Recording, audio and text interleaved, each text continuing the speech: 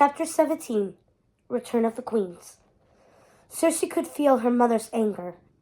It sent a chill throughout her body, making her shiver. The odd sisters were screaming so loudly she thought they would bring the mansion down around them. "How dare you share your blood, our blood, with Snow White?" screamed Lucinda, her eyes blazing with anger. "You can't protect Snow White from us forever." Then she turned to Snow White. "And you can't have her. Circe is ours, as she was meant to be, as she was destined to be. Together we will bring darkness into this world, and we will sing and dance to the sounds of screams from the land of the living. Daughter, stop this at once." It was Jacob. He stood there, serene and composed, stoic and fatherly. Lucinda stopped cold. Her face crumbled into that of a little girl being scolded. "Father?" Lucinda whispered, her voice so small that it seemed unnatural. Circe had never seen her mother so passive. A calmness came over Lucinda, as if seeing her father somehow brought her out of her madness, if only for a moment. Martha and Ruby looked transfixed, their heads tilted to one side, their eyes too wide, and their mouths agape. Something about the man calmed her mothers, bringing them back to the edge of sanity and making Circe remember why she loved them.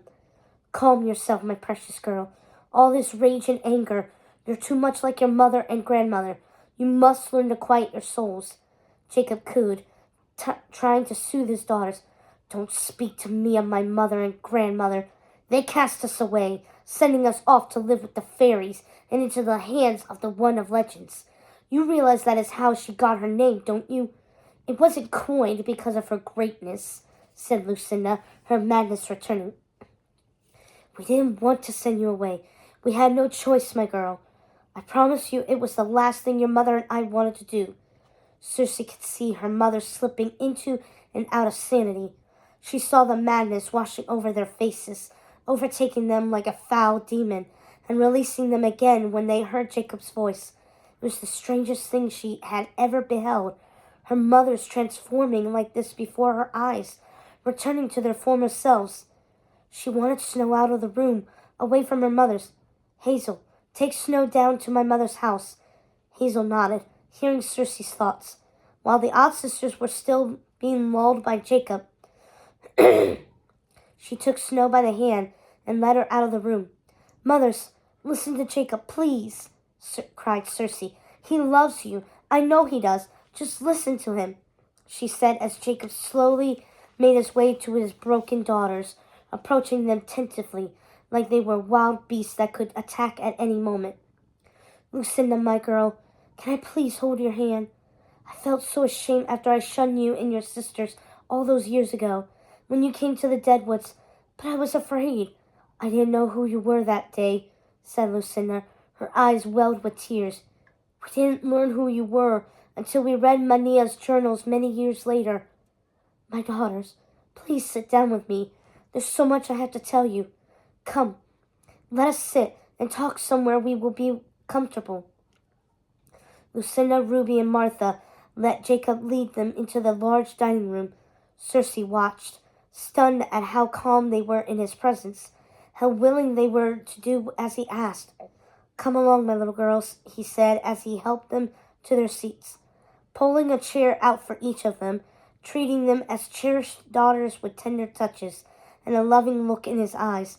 Circe stood in the doorway with Primrose, amazed by the scene, waiting for something to go wrong, worried the odd sisters would fall back into delirium. Worried Hazel wouldn't get Snow White to the safety of the odd sisters' house before the odd sisters lost their minds again. "My girls, sit down. I need you to listen to me. All of you," he said, looking at them. Circe and Primrose took seats across from the odd sisters, eyeing the doorway as they waited for Hazel to return. Jacob was sitting at the head of the table, and the stone harpies that dominated the room loomed over them. He was smiling at Lucinda, lost in the beauty of her face, lost in the memories of their mother. You're so much like them, my daughter, so much like your mother and her mother, he said, looking at all the witches. And when I was brought back to life as a servant to the queens of the Deadwoods, and you were made 3, I loved you even more. But the ancestors were angry with your grandmother for her plots to extend her reach outside of the Deadwoods, and became convinced you would do the same. They foresaw that you would destroy the Deadwoods if allowed to stay within its thicket. I see now how mistaken they were. Jacob seemed to drift off into a place only he could see, a place they couldn't follow him to. Perhaps he was remembering those days, or perhaps he was just happy to be in the company of his brood of witches. Your grandmother Nestis once tried to extend her reach beyond the dead woods, just as you are trying to do. She wanted to make the world black, to unleash her creatures on the many kingdoms, but the ancestors stopped her and forced your mother to give you to the fairies. They convinced her it was the only choice. But why didn't you fight to keep us here? Why didn't Mother? Lucinda asked. She seemed like a lost, lonely child, not the terrible witch she had become. We did, my girl, we did. But your mother wasn't strong enough. Not yet. She hadn't come into her full powers, and by the time she was strong, she believed the ancestors. She found herself fearing you as much as the ancestors had. But I see now, we should have kept you here, kept you close. We should never have unleashed you on the many kingdoms, only to cause havoc and destruction. If it were up to your mother and I, you would have ruled here after your mother passed, not Gothel, not that poor wretched child, or her sisters here, as much as I love them. Then why didn't you tell us all of this when we visited here? Asked Ruby, now looking as convinced as her sister Lucinda that her father was telling the truth. Because, my girl, I believed the ancestors, and your mother believed them. I thought you would be the ruin of this place. I was bound to protect Gothel, as I am bound to protect all queens and future queens of the dead, and to keep my mistress's secrets. Jacob gathered the odd sister's hands and took them into his own. Oh, my poor girls, you have been wandering the many kingdoms lost, forever searching for your true home, acting out your nature, the nature you inherited from your mother and her mother before her. Circe sat quietly, listening to Jacob. He was right. It made sense that her mothers would want to create a daughter in the same fashion their own mother had. But they had gone about it in the wrong way. They had given too much of themselves away. They had lost too much. If you had been raised here, you would live within the confines of the Deadwoods. Here you would have a purpose, a place to rule. The ancestors never should have tossed you into the unsuspecting world, where you are just chaos and destruction. Here you would have ruled after your mother. You say our grandmother made us into 3. What do you mean? Martha asked, staring at Jacob with wide eyes. She seemed to be examining his every detail, as if the answer would be found in his face. What does he mean, Lucinda? Ruby chimed in. They became manic, and Lucinda saw them spiraling into the same insanity that seemed to seize them more frequently than ever. What does he mean? They screamed, standing up and ripping at their black dresses and pulling at the feathers in their hair, tossing them onto the floor and scratching at their own faces. Sisters, stop this at once. You will ruin the dresses I only just conjured for us before we left the place between. You don't want to do that, do you? You don't want to ruin your pretty new dresses. Lucinda tried to calm her sisters in the best way she knew how. Ruby and Martha stopped their fussing, but they still wanted to know what Jacob meant. Lucinda, please tell us what he means. We don't understand. My dear sisters, my Ruby and Martha, I was born of our mother Mania and Jacob's love, and Nestis, our grandmother, split me into 3, creating you. She created you the same way we created Circe and helped Maleficent to create Aurora. Don't you see? But it wasn't quite the same spell, though, was it, Lucinda? It was Hazel. She had been listening at the doorway, about to come in. Lucinda snapped her head around to look at Hazel. Another human with a witch's blood. Blasphemous, spat Lucinda. At least Gothel was created by magic. We were her true sisters. Sisters in magic. You and your sister Primrose were taken from the village as babies by Jacob. Did you know that? Taken away from your real parents, nasty human parents, and given Mania's blood to replace us. I should kill you where you stand. You know that is impossible, Lucinda. We share the same blood, the blood of our mother. Primrose stood up, clenching her fists around Hexus, ready to defend her sister.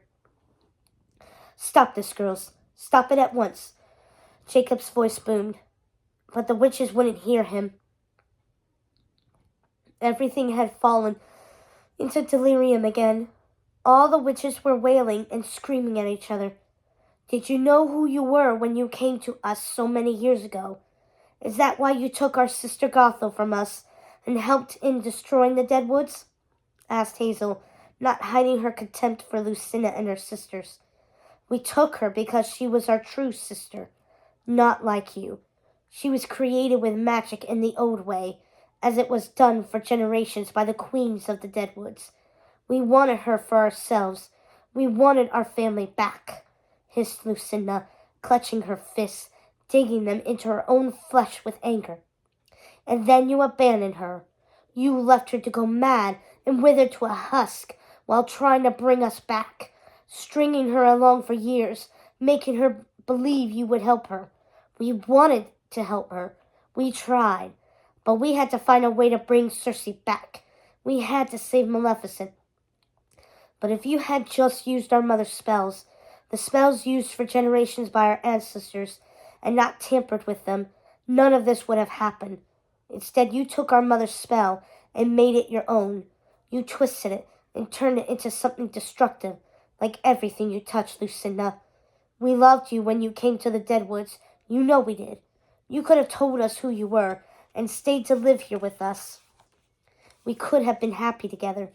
We loved you so well, Lucinda. We were happy to have other witches in the Deadwoods, someone to teach us magic.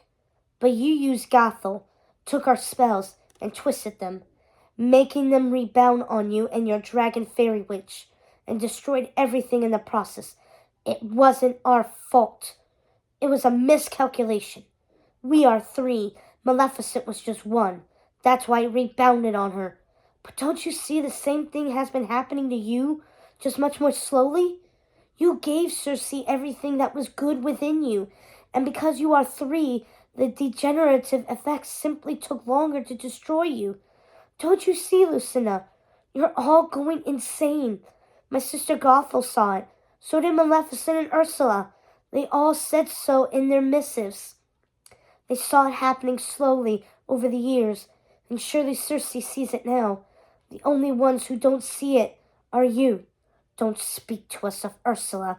She is a traitorous witch and deserved her foul death. That may be so, but she loved you well before she lost her mind, did she not?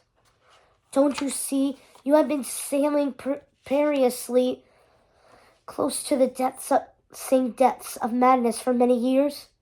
Please, Lucinda, don't do this. Don't destroy everyone your daughter loves just to keep her close. With every person you hurt and life you destroy, you punish your daughter. You punish Circe. The odd sisters crumbled into madness once again. No, not punishment. She is our light, like Aurora was Maleficent's. To have her near is to have our light back. The farther away she is, the less we can see clearly. We need our light. Otherwise, we are in darkness and we are alone. Mothers, I am here. Yes, sweetie. Okay, you want me to fix it? Yeah. Okay. I like Bluey. Good. Bluey is my favorite. Bluey is my favorite, Mommy. Good. And here's those for you. Oh, thank you. Let me fix Bluey for you, okay?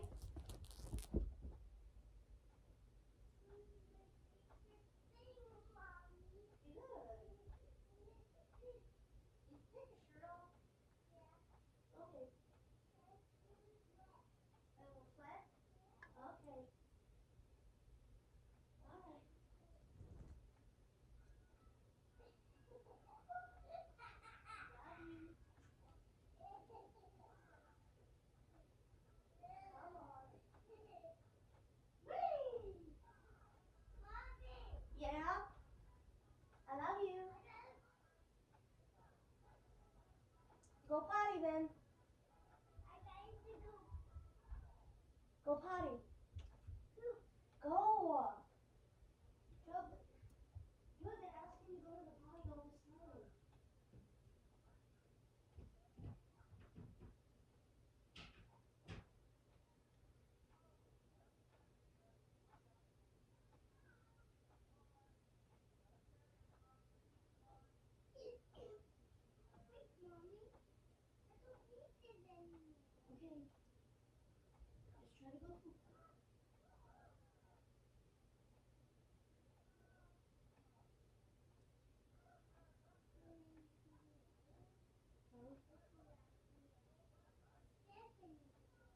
Okay. Just try to go. Not yet. Yeah. You'll be forced to. Yeah. Yeah. Seven. Are you all done? Are you all done? Did you poop? Did you poop? All right. Good night.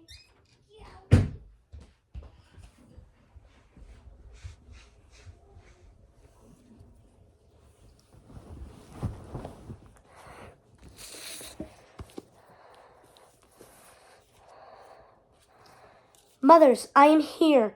No one is going to take me from you, said Circe.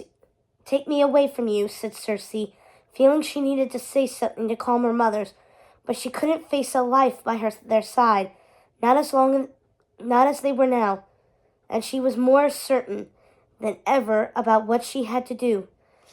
These witches would have you to themselves, and so would Nanny and the fairies. Everyone wants to take you from us. Nanny thinks she can make up for her past deeds by protecting you from us. But we won't have it. We made a promise in hate that we are bound to fulfill. We are trapped in the promise we made in the land of dreams. We will have you for ourselves, Circe. We will rip from you everyone you hold dear, so that you have only us. Lucinda was raving, her hair wild and her face distorted by her mania. The odd sisters stood together, raising their arms. Small balls of silver light appeared in their hands, crackling and emitting sparks throughout the room as they grew. The odd sisters squeezed the shining spheres, causing lightning to burst from their fists. It struck the walls and sent tremors throughout the entire mansion. The lightning struck the oldest parts of the mansion, bringing life to the stone carvings of night creatures that slumbered within. The creatures broke free, causing the mansion to crumble.